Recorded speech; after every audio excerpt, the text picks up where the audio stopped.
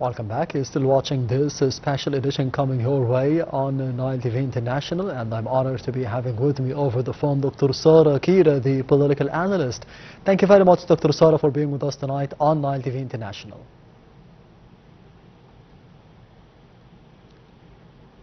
Dr. Sara?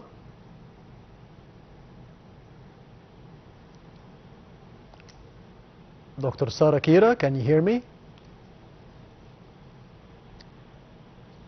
As we have seen today, we were waiting for the comments of Dr. Sara on the statements by Foreign Minister Dr. Badr Abdulati on the African development priorities and mobilizing the necessary funding for the mega projects and enhancing the economic integration and the investment on the African continent. Dr. Sara, can you hear me?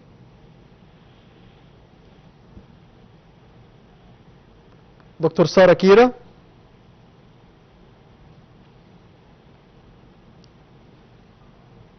Dr. Sara? On another front, the Foreign Minister Dr. Badr Abdulati affirmed the importance of strengthening the continental coordination in Africa in the fields of achieving food security and supporting the agricultural value chains.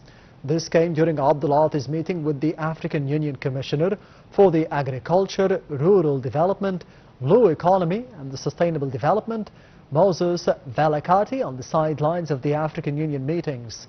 The Foreign Minister expressed Egypt's readiness to share its national expertise in the land reclamation, digital transformation applications in the agricultural sector and the sustainable development to achieve the goals of the 2063 agenda.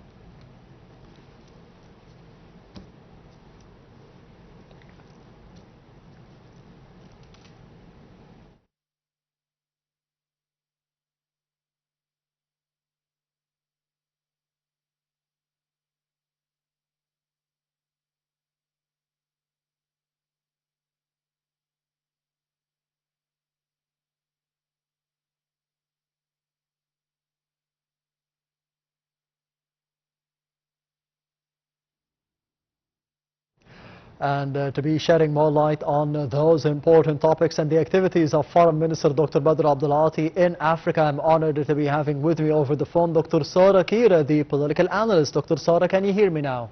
Yes, I can hear you now. Thank you for having me. Anytime. How do you see the importance of Egypt heading the African Union Peace and Security Council and the statements made by Foreign Minister Dr. Badr Abdulati for today? It's very important for the Egyptian rallying in the African Union for all the difficulties and all the challenges in the region, either it's in Northern Africa or Central or Southern Africa, because there are a lot of challenges starting from terrorism and Egypt seeking dependence, economic dependence on for African countries on each other. And also Egypt is considered the entrance of the African countries' markets. So in order to have this kind of relations together, depending on each other, either on training, energy structure, Egypt has been always in the middle of all of that in regards to Africa. It's very important timing for Egypt and for the African states to depend on each other, especially with among all the conflicts and the economic crisis taking place all over the world. So with all the African resources and the African dependence on each other, it's time now for the African states to depend on each other, really. Doctor, why was it important, according to the statements of Foreign Minister Dr. Badr Abdulati, to be maximizing the benefits of the membership of the African Union in the G20, to be contributing to the strengthening of the continent's political views, for example, and the economic benefits as well? Of course, this timing is very important, as you said, politically and economically. Because politically, Africa needs each other, and Egypt needs the African states who have the same stance either regional conflicts or conflicts that have to do with the direct interest of Egypt, as the case of Ethiopia, for example. So, and economically speaking, with all of the economic crisis taking place and all over the world, and the global inflation rate, again, Africa is rich in resources, rich in human resources. We just need an exchange of know-how, either politically or economically. And this is the role that Egypt is going to play in Africa. And this is the role has always Egypt played in Africa.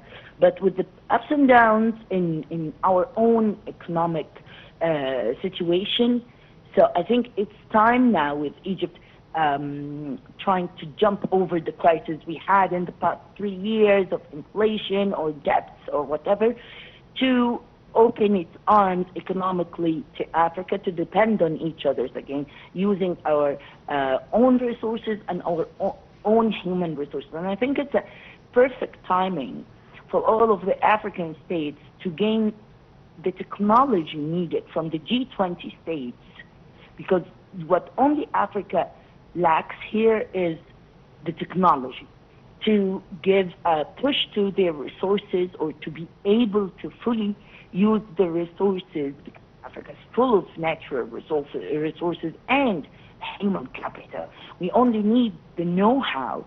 So rallying the African states, starting with Egypt and taking along its sister countries of Africa to the G20, to gain what we need of the technological innovation needed for our own economic growth, that especially that we are aiming to set factories in African states, depend on each other's in energy use. This is very important. There has been very important talk on the energy use, especially the sustainable development and the sustainable energy, either it's water, wind, solar energy.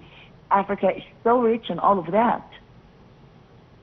And finally, Dr. Sara, we have seen the meetings conducted by Foreign Minister Dr. Badr Abdul Ati for today with his counterparts from the Central African Republic and the Gambia for today, focusing on the exchange of benefits in terms of energy, for example, as you mentioned. And with his counterpart from the Gambia, they spoke about the importance of the trade exchange and the increase of investments from both sides into the other countries, into Egypt and the Gambia respectively. How do you see the importance of those meetings between Foreign Minister Dr. Badr Abdul Ati with his counterparts from the Gambia and the Central African Republic for today? Gambia and Central Africa are of the African countries who in much need of development, especially in infrastructure, and in that sector Egypt has a lot of experience, plus that they are full of resources as well, especially the two mentioned states. And we have a long history of bilateral relations together and interdependence on each other's either markets or knowledge. So it's time. Yes, Dr. Sara? Dr. Sara Akira, the political analyst, thank you very much for being with us tonight on the Nile TV International and this special edition regarding the activities of Foreign Minister Dr. Badr Abdul Ati after Egypt headed the African Union Peace and Security Council for Friday. Thank you for watching and goodbye.